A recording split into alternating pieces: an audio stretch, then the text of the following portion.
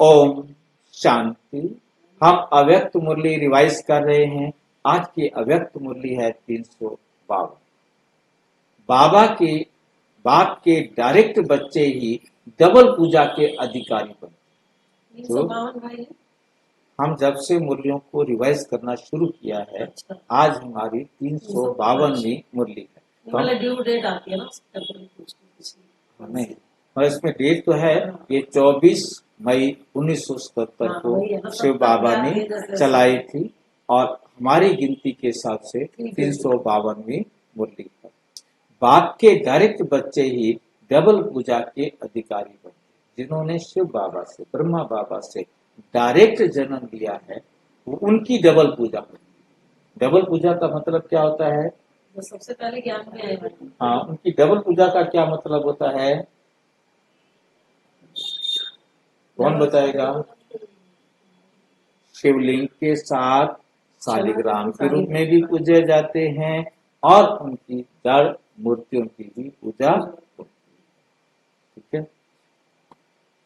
पद्मा पदम भाग्यशाली डायरेक्ट बाप की पहली रचना, डबल पूजा के अधिकारी, बाप के सिर के ताजधारी, श्रेष्ठ आत्माओं प्रति बाबा बोले।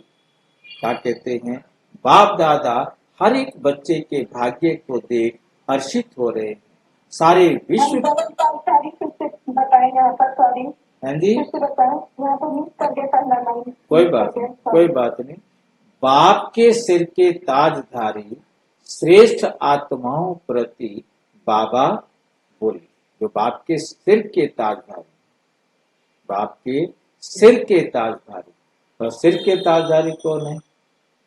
जिनको बाबा अपने सिर का ताज कहते। हम बच्चों दादियां नहीं कहेंगे, मीन्स चाहे कोई भी है, मीन्स जो ज्ञान को, बुद्धि को अच्छी तरह धारण करे, तो वो हम जो बाबा की इज्जत को उठाने वाले हैं, श्रेष्ठ बनाने वाले हैं, तो वो हैं सिर के ताज बच्चे। तो सिर से बाप के सिर के ताजधारी श्रेष्ठ आत्माओं प्रति बाबा बोले कि बाप दादा हर एक बच्चे के भाग्य को देख हर्षित हो रहे हैं। सारे विश्व के अंदर कोटों में कोई गाई हुई आत्माएं कितनी थोड़ी सी, गाई हुई आत्माएं कितनी थोड़ी सी हैं, जिन्होंने बाप को पाया, जिन्होंने बाप को पाया है। ना सिर्फ जाना, लेकिन जानने के साथ साथ जिसको पाना था वो पा लिया। ऐसे बाप के अति स्नेही सहयोगी बच्चों के भाग्य को देख रहे। कौन देख रहे हैं? शिव बाबा बच्चों के श्रेष्ठ भाग्य को देख रहे हैं। वैसे सर्व आत्माएं बच्चे, सारी आत्माएं बाबा के बच्चे, लेकिन आप आत्माएं डायरेक्ट बच्चे। आप आत्माएं कैसे हो? डायरेक्ट बच्चे हो।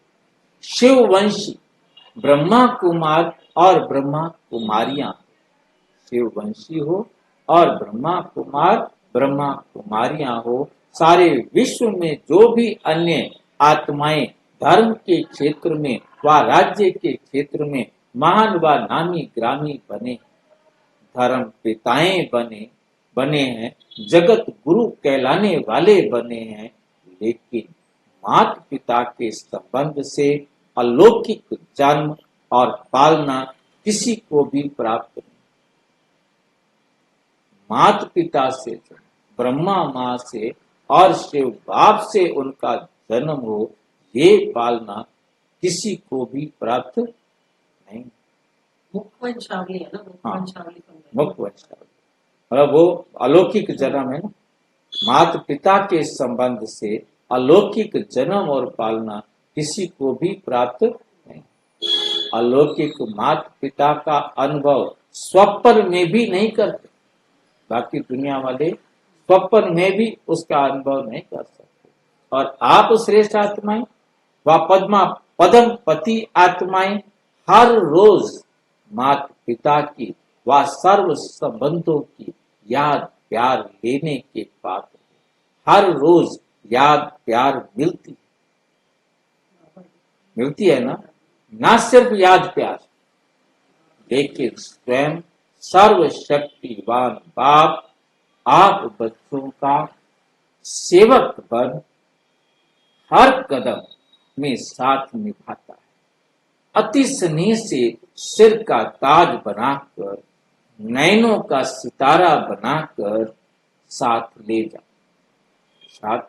ले जाते। ऐसा भाग्य जगत गुरु व धर्म पिता का नहीं है। जगत गुरु व धर्म पिता का नहीं है। क्यों? क्योंकि आप श्रेष्ठ आत्माएं सम्मुख बाप की श्रीमत लेने वाली हो, प्रेरणा द्वारा व टचिंग, प्रेरणा द्वारा नहीं। मतलब कोई बात कही, कहते ना मेरे को टचिंग हुई, मेरे को प्रेरणा आई कि ऐसा करो, अब कहते नहीं, मुख वंशावली हो, आपने बाबा से डायरेक्ट मुख से ये ज्ञान सुना है, डायरेक्ट मुख द्वारा सुनते हो। ऐसा भाग्य किन आत्माओं का है? मेजोरिटी, अधिकतर भारतवासी गरीब भोली सी आत्माओं का, जो ना उम्मीदवार थे कि हमें कब बाप मिल सकता है, ऐसी माताओं को बाप मिला। इतना श्रेष्ठ भाग्य फिर ऐसे ना उम्मीदवार को ही मिला। जब कोई ना उम्मीदवार से उम्मीदवार बनता है, वह असंभव से संभव बात होती है, तो कितना नशा और खुशी होती। ऐसा भाग्य अपना सदैव स्मृति में रहता है। बाबू पूछ रहे कि आपका ऐसा भाग्य है, ऐसा नशा आपको याद रहता है सारे ड्रामा के अंदर, और धर्म की आत्माओं को देखो और अपने को, दूसरे धर्म की आत्माओं को भी देखो और अपने आप को भी देखो, तो महान अंतर है। पहली बात सुनाई कि डायरेक्ट बच्चे माता पिता व सर्व संबंधों का सुख का अनुभव करने वाले डायरेक्ट बच्चे होने के कारण विश्व के राज्य का वर्षा सहज प्राप्त हो। विश्व राज्य का वर्षा सहज प्राप्त हो जाता है। सृष्टि के आदि काल सतयुग अर्थात स्वर्ग का की सतो प्रधान संपूर्ण प्राप्ति आप आत्माओं को ही प्राप्त होती है, और सर्व आत्माएं आती ही मध्य काल में, बाकी सारी आत्माएं तो बीच में आती है ना। हाँ, मध्य काल में आती हैं, तो त्रेता में आएंगी, द्वापर में आएंगी, कलयुग में आएंगी, तो मध्य हो गया ना। आप श्रेष्ठ आत्माओं का भोगा हुआ सुख, जो आपने सुख भोगा सतयुग का, वह राज्य हृदय प्रधान रूप में प्राप्त करते हैं। जैसे आप आत्माओं को धर्म और राज्य दोनों प्राप्ति है, लेकिन अन्य आत्माओं को धर्म है तो राज्य नहीं, राज्य है तो धर्म। क्योंकि द्वापर युग से धर्म और राज्य का दोनों पुर अलग अलग हो जाते, राजा अलग और धर्म अलग। प्रजा में जो ना धर्म सत्ता में धर्म गुरु अलग हो गए और राज्य करने वाले राजा अलग हो गए। सतयुग में धर्म गुरु अलग नहीं होते, त्रेता में धर्म गुरु अलग नहीं होते, राजा ही न्यायकारी होता है, राजा ही न्याय करता है, और उसको धर्म का जो भी है सारा सबके पास एक जैसा होता है। परंतु जब द्वापर शुरू होता है तो धर्म गुरु अलग हो जाते हैं और राजा अलग हो जाते हैं। राजाओं को धर्म गुरुओं का कहना मानना पड़ता है।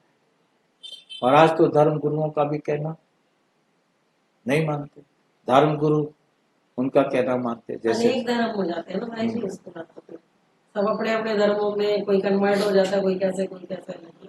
जैन धर्म आ गया, वो आ गया, द्वापर सारे युग से धर्म अलग हो गए, राजा अलग हो गए, दोनों पुर अलग अलग हो जाते हैं, जिसकी निशानी सारे ड्रामा के अंदर डबल ताजधारी सिर्फ आप, एक लाइट का ताज और एक स्वर्ण जड़ित ताज, ये दो ताज जो है ना आप के पास होते हैं, और द्वापुर में आ जाता है एक सिंगल ताज, पवित्रता का ताज खत्म हो जाता है।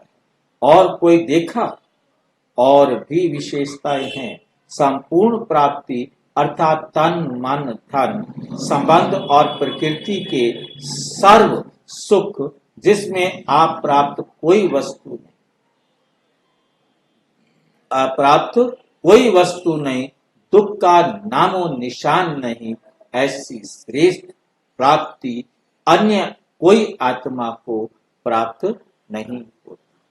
डायरेक्ट बच्चे होने के कारण, ऊंच से ऊंच बाप की संतान होने के कारण, परम पूज्य पिता की संतान होने कारण आप आत्माएं भी डबल रूप में पूजी जाती है, एक शालिग्राम के रूप में, दूसरा देवी व देवता के रूप में। ऐसी विधि पूर्वक पूज्य धर्म पिता व कोई भी नामी ग्रामी आत्मा, और कोई ऐसी आत्मा नहीं बनती। कारण क्योंकि तुम डायरेक्ट वंशावली हो, समझा कितने भाग्यशाली हो जो स्वयं भगवान आपका भाग्य बाला कर। तो सदा अपने ऐसे भाग्य को स्मृति में रख, कमजोरी के गीत नहीं गाओ। भक्त कमजोरी के गीत गाते और बच्चे भाग्य के गीत गाते। तो अपने आप से पूछो कि भक्त हूं व बच्चा हूं, भक्त हूं व बच्चा हूं, समझा अपने श्रेष्ठ भाग्य को। अच्छा, ऐसे पद्मा पदम भाग्यशाली डायरेक्ट बाप की पहली रचना, सर्व संबंधों के सुख, सर्व संबंधों के सुख के अधिकारी, सर्व प्राप्ति के अधिकारी, सर्व प्राप्ति के अधिकारी, डबल पूजा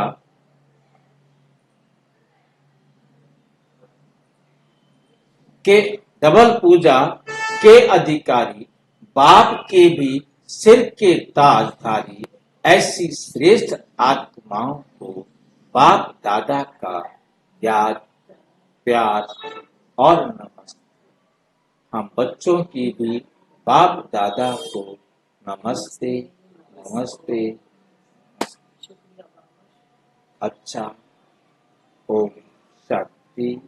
और विस्तार से जानने के लिए प्रजापिता ब्रह्मा कुमारी ईश्वरीय विश्वविद्यालय के किसी भी सेवा केंद्र पर संपर्क करें, और यदि कोई प्रश्न है तो 9213106986 पर केवल टेलीग्राम करें, 9650692270 पर केवल व्हाट्सएप करें, फोन नहीं।